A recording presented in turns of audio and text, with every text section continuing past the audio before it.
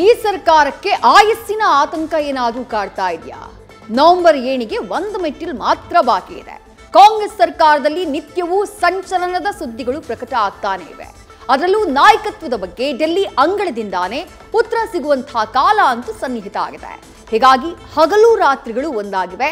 ಸರಣಿ ಮೀಟಿಂಗ್ಗಳು ಈ ಕುತೂಹಲವನ್ನ ಹೆಚ್ಚು ಮಾಡ್ತಾ ಇವೆ.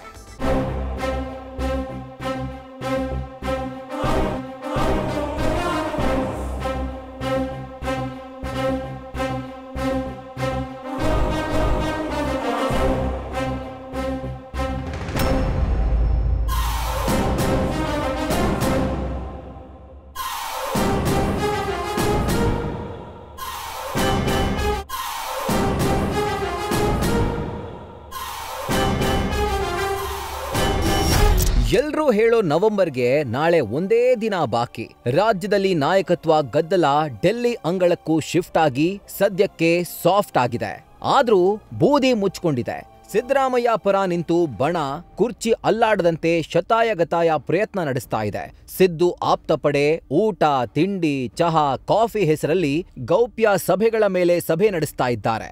ಆದ್ರೆ ಡಿಸಿಎಂ ಡಿಕೆಶಿ ಮಾತ್ರ ಸೈಲೆಂಟ್ ಆಗಿ ಒಂಟಿಯಾಗೆ ತಂತ್ರಗಾರಿಕೆ ಹೆಣೆಯುತ್ತಿದ್ದಾರೆ.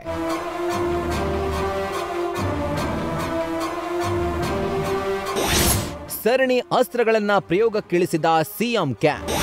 ಹಿರಿತನ ಅನುಭವ ದಲಿತ ದಾಳ ಉರುಳಿಸಿದ ಪರಂ.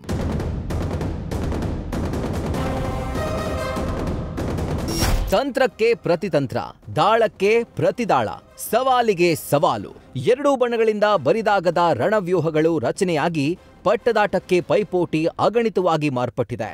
ಶ್ರಮಕ್ಕೆ ಪ್ರತಿಫಲ ಕೇಳ್ತಿರುವ ಡಿಕೆಶಿ ಕ್ಯಾಂಪ್ಗೆ doctor G Parameshwar seniority claim ದಾಳ ಉರುಳಿಸಿದ್ದಾರೆ. 2013ರಲ್ಲಿ ರಾಜಕೀಯದ ಚಿತ್ರಣವೇ ಬದಲಿಸುವ ಶ್ರಮ ಹಾಕಿದ್ದ ತಮಗೂ ಪ್ರತಿಫಲ ಬೇಕಲ್ವಾ ಅಂತ ಪ್ರಶ್ನೆ ಇಟ್ಟಿದ್ದಾರೆ. ಡಿಕೆಗೆ ಪ್ರತಿಸ್ಪರ್ಧಿಯಾಗಿ ಅಖಾಡಕ್ಕಿಳಿಯಲು ಸೆಡ್ಡು ಹೊಡೆದು ನಿಂತಿದ್ದಾರೆ ಡಾಕ್ಟರ್ ಜಿ ಪರಮೇಶ್ವರ್. 2013ರಲ್ಲೇ ಪಕ್ಷವನ್ನ ಅಧಿಕಾರಕ್ಕೆ ತಂದಿರೋದನ್ನ ಯಾರೂ ನಿರಾಕರಿಸಲಾಗದು. 8 ವರ್ಷ ಸುದೀರ್ಘ ಅವಧಿಗೆ ಕೆಪಿಸಿಸಿ ಸಾರಥ್ಯ ವಹಿಸಿ ಸಮರ್ಥವಾಗಿ ಮುನ್ನಡೆಸಿದ್ದೇನೆ. ಸಿಎಂ ಆಗುವ ಅವಕಾಶ ಇದ್ರೂ ಸೋತ ಕಾರಣ ಅಂದಿನ ಸನ್ನಿವೇಶ ತಮ್ಮನ್ನ ಹಿಂದಕ್ಕೆ ದೂಕಿದೆ. ಡಿಕೆಶಿಗಿಂತ ಮೊದಲು 2013ರಲ್ಲೇ ಸರ್ಕಾರ ತಂದ ತಮಗೆ ಹೈಕಮಾಂಡ್ ಅವಕಾಶ ಕೊಡಬೇಕು ಅನ್ನೋ ಕ್ಲೇಮ್ ಅನ್ನ ಪರಂ ಮುಂದಿಡ್ತಿದ್ದಾರೆ. ನನಗೂ ಒಂದು ಅವಕಾಶ ಕೊಟ್ರೆ ಸನ್ನಿವೇಶ ಬಂದ್ರೆ ಸಮರ್ಥವಾಗಿ ನಿರ್ವಹಿಸೋದಾಗಿ ಪರಮೇಶ್ವರ್ ಮನದಾಳ ಮರುಗಿದ ದನಿಯಲ್ಲಿ ಆಪ್ತರ ಬಳಿ ಪ್ರಸ್ತಾಪಿಸಿದೆ. ಹೈಕಮಾಂಡ್ ಭೇಟಿ ವೇಳೆ ದಲಿತಾಸ್ತ್ರ ಪ್ರಯೋಗಕ್ಕೂ ಪರಮೇಶ್ವರ್ ಮುಂದಾಗಿದ್ದಾರೆ.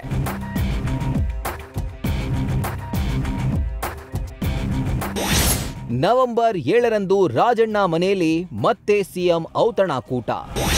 ಕಾಂಗ್ರೆಸ್ನಲ್ಲಿ ತೀವ್ರ ಕುತೂಹಲ ಕೆರಳಿಸಿದ ಸಿಎಂ ನಡೆ.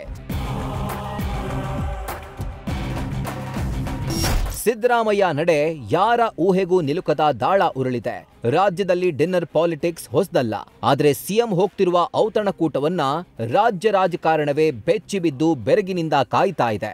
ಹೈಕಮಾಂಡ್ ಕೆಂಗಣ್ಣಿಗೆ ಗುರಿಯಾಗಿ ಸಂಪುಟದಿಂದ ಹೊರಬಿದ್ದ ಮಾಜಿ ಸಚಿವ ಕೆಎನ್ ರಾಜಣ್ಣ ನಿವಾಸಕ್ಕೆ ನವೆಂಬರ್ 7ರಂದು ಸಿಎಂ ಹೋಗ್ತಿರೋದು ಅಚ್ಚರಿ ಮತ್ತು ಕುತೂಹಲ. ಹೈಕಮಾಂಡ್ನಿಂದ ಕ್ರಮ ಎದುರಿಸಿದ ನಾಯಕನ ಮನೆಗೆ ಸಿಎಂ ಊಟಕ್ಕೆ ತೆರಳುತ್ತಾ ಇರೋದು ಹತ್ತಾರು ರೀತಿಯಲ್ಲಿ ವ್ಯಾಖ್ಯಾನಿಸಲಾಗ್ತಾ ಇದೆ.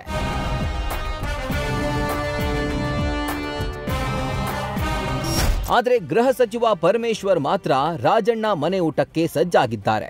ಅದಕ್ಕೂ ಮೊದಲೇ ಮಹದೇವಪ್ಪ ಕಚೇರಿಯಲ್ಲಿ ಮುದ್ದೆ ಸವದಿದ್ದಾರೆ. ಇನ್ನು ದಲಿತ ಸಚಿವರ ಜೊತೆ ಸಿಎಂ ಸಭೆ ನಡೆಸಿಲ್ಲ ಅಂತ ಸ್ಪಷ್ಟನೆ ಕೊಟ್ಟರು. ಈ ಸರಿನೂ ಕೂಡ 7ನೇ ತಾರೀಕು ಮಾನ್ಯ ಮುಖ್ಯಮಂತ್ರಿಗಳು ಬರ್ತಾ ಇದ್ದಾರೆ. ರಾಜಣ್ಣ ಅವರು ಹೋಗಿ ಹೇಗಿದ್ರು ಬರ್ತಾ ಇದ್ದೀರಾ, ಮಾಮೂಲಿ ನಮ್ಮನೆಗೆ ಊಟಕ್ಕೆ ಬರಬೇಕಲ್ಲ, ಬಂದಬೇಕು ಅಂತ ಕೇಳಿದ್ರಂತ. ಅದಕ್ಕೆ ಬರ್ತೀನಿ ಅಂತ ಹೇಳಿದ್ದಾರೆ. ಈ ಸಂದರ್ಭದಲ್ಲಿ ಔತಣಕೂಟ ಇಲ್ಲ, ಅದು ಔತಣಕೂಟ ಏನಿಲ್ಲ. 1 ಗಂಟೆ ಬೇಡ 4 ಗಂಟೆಗೆ ಭೇಟಿ ಮಾಡೋಣ ಅಂಥೇಳಿ ಮುಖ್ಯಮಂತ್ರಿಗಳು ಹೇಳಿದರು. ಆವಾಗ ಮಹದೇವಪ್ಪನವರು ನಾವು ಪಕ್ಕದ ಆಫೀಸ್ ಅಲ್ವಾ, ನಾವು ಊಟಕ್ಕೆ ಏನು ಮಾಡೋದು ಅಂತ ಹೋಗೋಣ ಊಟಕ್ಕೆ ಅಂತ. ಇಲ್ಲ ನಮಗೆ ಊಟ ಇಲ್ಲೇ ಬರ್ತಾ ಇದೆ, ಇಲ್ಲೇ ಮಾಡೋಣ ಅಂದರು. ಸೊ ನಾನು ಅವರು ಪಕ್ಕದಲ್ಲೇ ಚೇಂಬರ್ ಅಲ್ಲ, ಊಟ ಮಾಡಿದ್ರು. ಒಳ್ಳೆ ಮುದ್ದೆ, ಆಮೇಲೆ ಮೂಲಂಗಿ ಸಾರು ಎಲ್ಲ ಹಾಕಿದರು. ಡಿಕೆಶಿ ಡೆಲ್ಲಿ ರೌಂಡ್ಸ್ನಿಂದ ಸಿಎಂ ಸಿದ್ದು ಕ್ಯಾಂಪ್ ಅಲರ್ಟ್. ಹಿರಿಯ ಸಚಿವರಿಂದ ನಡೆಯಿತು mid night meeting.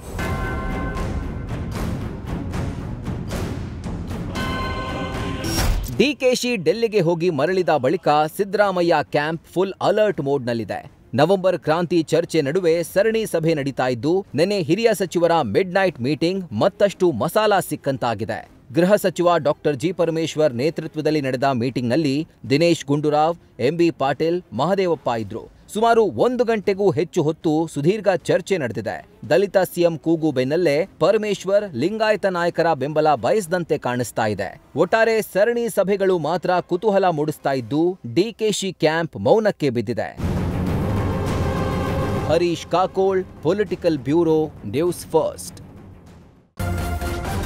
News first ನಿರ್ಭೀತಿಯಿಂದ ನಿಮ್ಮ ಪರವಾಗಿ.